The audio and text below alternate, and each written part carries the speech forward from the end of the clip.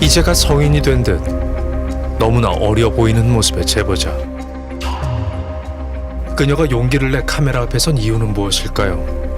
수진 씨는 떨리는 목소리로 입을 열었습니다. 뉴스에서만 보던 일들이 저한테 일어나니까 너무 감당하기가 힘든 거예요. 2달 전 불법 음란물 사이트에서 발견한 자신의 동영상. 최근에 올라온 거 9월 13일. 아유, 이제 제목에 제 이름이 적혀 있으니까 필드에 적혀 있던 거예요? 그 가해자 얼굴만 모자이크 처리하고 제 얼굴이랑 목소리 그런 거 그냥 다 나오게. 지인으로부터 전화를 받고 영상을 확인했다는 수진 씨. 처음 느껴보는 공포였습니다. 해당 사이트에는 몰래 촬영된 자신의 성관계 영상과 신상이 유포돼 있었습니다. 한 사이트는 제 영상을 시청한 수가 나와요. 거기에서는 제 영상을 본 사람이 54만 2천 명 정도 되고, 또 다른 사이트는 댓글 달 수도 있게 만들어진 사이트라서 사람들이 그걸 보고 제 이름을 넣어서 희롱하는 댓글들이 엄청 많았어요. 아이고. 로그아웃이 없는 사이버 지옥. 온라인 성폭력이 난무한 그곳엔 결제만 하면 수진 씨의 영상을 볼 수 있습니다. 영상을 유포한 사람은 누굴까? 5년 전인데 그때 당시에는 어렸고 그 일주일 정도 사귀었는데 일주일? 너무 좋아한다고 그렇게 얘기를 해가지고 저한테 친구 요청이 와가지고 그 요청을 받으니까 이제 메시지 연락이 왔어요. 먼저 예전부터 저한테 호감이 있었다, 그냥 너무 좋아한다고 그렇게 얘기를 해가지고 저는 그냥 아무런 의심 없이 그걸 믿었던 거죠. 아이고, 당시 중학생이었던 피해자. 가해자는 5살 연상의 남자친구였습니다. 그는 5년간 이 영상을 저장하고 있었습니다. 지금 와 생각해보니 모든 게 계획적이었습니다. 계속 영상 찍자고 저한테 얘기를 해가지고 저는 계속 싫다고 얘기하니까 알겠다고 얘기하고 나서 어떻게 영상을 찍었는지 모르겠는데 제가 구매할 때 목을 조르고 머리도 잡아당기고 자꾸 때리고 하니까 그게 너무 무서웠어요. 뭔가 말을 안 듣고 그러면은 해코지를 할 수도 있겠다 싶어가지고 그냥 시키는 대로 하고. 결국 하던 일도 그만둔 채 도망치듯 살고 있다는 수진 씨. 낮에는 그래도 조금 괜찮은데 밤이나 새벽이 되면은 그냥 아무런 이유 없이 그냥 이 사건들이 계속 생각이 나고 계속 혼자 울 때도 많고. 어떻게 하면 이 지옥에서 벗어날 수 있을까? 아휴. 주변의 시선이 두려워 아무것도 할 수 없습니다. 큰 소리로 울 수도 없습니다. 아휴. 아니 그냥 지켜보는 저도 이렇게 숨이 막히는데 피해자는 오죽할까요? 이제 가족분들은 좀 몰라, 아무도. 그러니까 이제 엄마도 뭐 건강한 게 아니라 몸도 그렇게 좋지도 않은 상황이라서 약간 제가 가족 노릇하면서 일하면서 제 생활을 버티고 있었는데 그런 일 때문에 일까지 그만두니까 아이고. 이제 더욱더 말하기가 어려워. 약간 알고 나면은 괜히 더 힘들어질까 봐. 음란물 사이트에 영상이 올라와 있다는 또 다른 피해자. 은정 씨도 미성년자 때 촬영된 성관계 영상이 유포됐습니다. 피해자들이 더 있다는 거죠? 그때가 중3이야. 저것들이 너무 취해 있었는데 모텔이었고, 근데 영상 찍힌 것도 몰랐었는데 그냥 밖에 돌아다닐 때도 사람들이 다 알고 뭔가 쳐다보고 뭐 수군대는 것 같고, 그래서 뭔가 사람 마음에 걸어다니기가 많이 힘들었어요. 그리곤 최근 충격적인 사실을 알게 됩니다. 아유. 저는 처음에 저 말고 한 명만 더 있는 줄 알았었거든요. 근데 최근에 듣기로는 그 6명인가 7명인가 있다고 들었는데 그렇게 많이 갑자기 혼자인 줄 알았는데 점점 늘어나죠. 근데 진짜 왜 그런 짓을 했는지 그냥 너무 이해가 안 가요. 피해자들은 어떻게 이 사실을 알게 됐을까? 불법 동영상을 최초로 발견한 사람은 은정 씨의 남자친구입니다.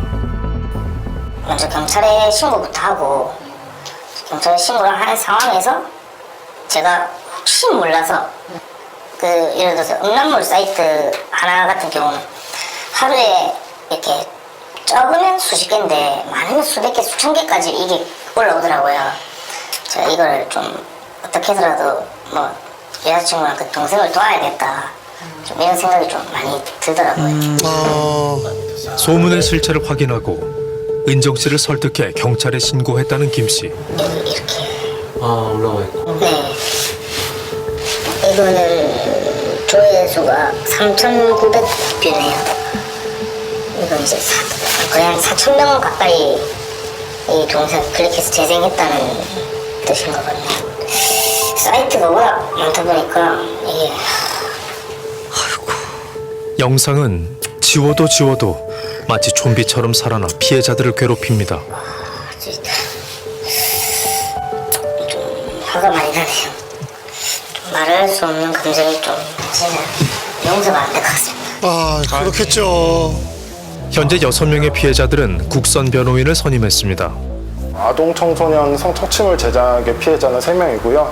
카메라 등 이용 촬영에 관련돼서는 3명의 피해자가 있습니다. 피해자와 친분 관계를 쌓고 모텔에 같이 이제 들어가서 자신의 휴대전화를 이용을 해서 이제 불법적으로 촬영을 한 겁니다.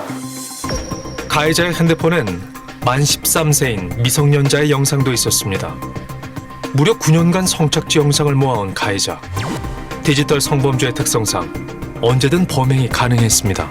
배포를 할 때는 본인의 얼굴을 모자이크 한 채로 배포를 했고요. 불법 음란물 사이트의 관리자에게 가상화폐를 받고 판매를 한 겁니다. 수년이 걸쳐서 범행이 이루어졌으니까 피해자분들의 피해 규모가 굉장히 큽니다. 그리고 디지털 성범죄 특성상 재배포가 돼서 계속 가해가 이루어지고 있는 상황이고요. 경찰은 최 씨를 검거하고 압수수색을 진행했습니다. 그는 아동 청소년 성보호에 관한 법률 위반 등의 혐의로 재판을 앞두고 있습니다. 그런데 가해자는 병중에 있는 아버지를 돌봐야 한다며 탄원서까지 제출했습니다. 아버지를 돌봤다는 주장은 사실일까? 안녕하세요. 안녕하세요. 저희 MBC 시사탐사대라는 프로그램에서 나온 민혁 PD라고 합니다. 동생분이세요, 혹시? 네. 영상 불법 촬영 때문에 전에 취해서 나왔습니다. 오늘이 그래서 나는 좀 힘들어. 지금은 아예 연락 가신 적은 없고 주소 이런 건 없으셨어요? 오늘은 그냥 아무 얘기도 안 해. 집안에서 그랬다고 하는데 그런 얘기들은 지금 차 동네 사람들 거니까 그냥 지금 좀 가져오시면 좋겠어요. 얘기를 좀 나눠보기에는 좀 어렵나요? 주위에 알려질까 제작진을 경계하는 가족들. 현재 그는 유명 로펌의 변호사를 선임했습니다. 가해자는 불우했던 가정사와 경제적인 궁핍 등의 이유를 들며 선처를 호소하고 있습니다. 그는 정말 돈이 필요해 성착취 영상들을 판매한 걸까요? 그때 그 당시에 갑자기 연예인 누군지 모르겠는데 하여튼 수강계 영상을 저희가 입수했다고 저한테 얼마 주고 판다 이런 적이 있었거든요. 근데 그 정도로 말했으면 자기가 일반인도 가지고 있지 않았을까요? 가해자의 지인을 만나 이야기를 나눴습니다. 자기 집에 돈이 많다는 식으로 이제 SNS에 그 통장 내역들을 올리거나 아니면 막 시장을 막 한다거나 게임에 이제 현금을 하고 그것도 자랑으로 많이 올리고 나 이 정도다 이러면서 어느 정도를 몇천만 원 단위로 했어요. 그렇게 돈이 많았어요? 근데 저도 그게 어디서 돈이 나온 건지 그 추천을 저도 알고 싶었는데 그런 걸 말 안 해주니까 20대 젊은 나이에 주변인들에게 돈이 많다며 재력을 과시한 가해자. 귀금속 상당히 좋아했던 것 같아요. 그때가 20대 20살이었으니까 좀 중학생이나 16살이나 17살 불러서 모텔 입고 술 먹고 그랬었거든요. 군대에서 소송 몇 번 걸렸거든요. 댓글로 싸우다가 뭐 여성 혐오 댓글 이런 것들로 한번 뭐 논리 충돌인데 그 사람들이랑 이제 막 댓글로 싸우다 보면 이제 뭐 어떻게 군인 이런 댓글 다냐 이렇게 해서 그 사람들이랑 전져서 놓고 이러니까 그가 쓴 글엔 여성을 혐오하는 표현과 욕설이 가득합니다. 이런 걸 SNS에 올렸다고요? 아유. 한 온라인 커뮤니티에서 활동하며 여성 비하 발언을 일삼았습니다. 게다가 점점 돈에 미쳐가는 느낌이 들었던 게 있어요. 그리고 게임에도 너무 미치고 그걸로 돈 엄청 많이 버는 것처럼 얘기를 했어요. 그래서 그런 거에서 뭔가 희열을 느꼈나 봐요. 자기 말로는 뭐 이제 뭐 돈이 없어가지고 그랬다는데 돈 벌려고 그게 몇 번 됩니다. 여러 번 영상 몇 개를 묶어가지고 한 번에 200만 원 다 받은 게 아니고 20만 원 받을 때도 있고 30만 원 받을 때도 있고 그래가지고 묶음 판매를 하면서 이제 몇 번을 쭉쭉 파는 거죠. 가해자의 범행은 대범하고 치밀했습니다. 불법 음란물 사이트 운영자와 텔레그램으로 대화를 나눈 뒤 가상화폐를 받고 9년간 모은 성착취물들을 전송했습니다. 가해자가 이 영상들을 저장해왔던 이유는 뭘까요? 자기와 관계를 했었던 사람들에 대한 동영상을 보관하는 것은 일종의 전리품이에요. 올린 것만 5년 전에 거 올렸지. 그러면 5년 전에 거 올렸는데 4년 전에 건 없었을까요? 3년 전에 건 없었을까요? 이것이 이번에 뭐 처음이다 라고 우리가 단정할 수 있는 그런 근거는 아무것도 없다는 거죠. 하다가 딱 이번에 적발됐을 수도 있다는 거죠. 제가 볼 때는 있을 거라고 봐요. 수진 씨에게 가장 시급한 건 불법 영상물 삭제입니다. 하나, 둘, 셋, 넷, 다섯, 여섯, 일곱, 여덟, 아홉. 영상은 이미 수많은 사이트에 퍼져 있는 것으로 확인됩니다.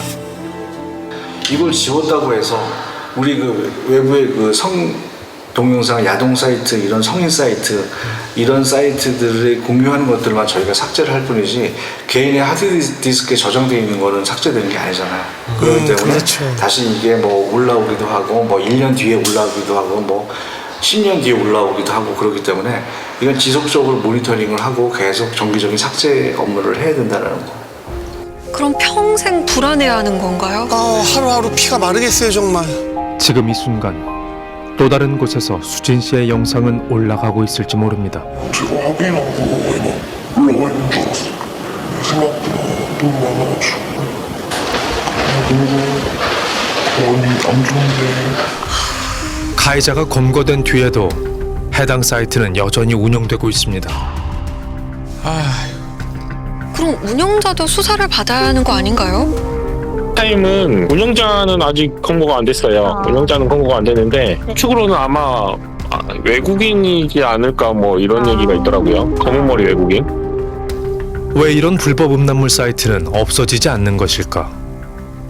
피해자들의 동영상이 발견된 불법 음란물 사이트들입니다. 이 사이트들이 어떻게 운영이 되는지 알아봤습니다. 국내가 아닌 미국, 불가리아, 스위스, 네덜란드 모두 외국에 서버를 두고 있었습니다. 모두가 해외 IP로 나와 있는 겁니까?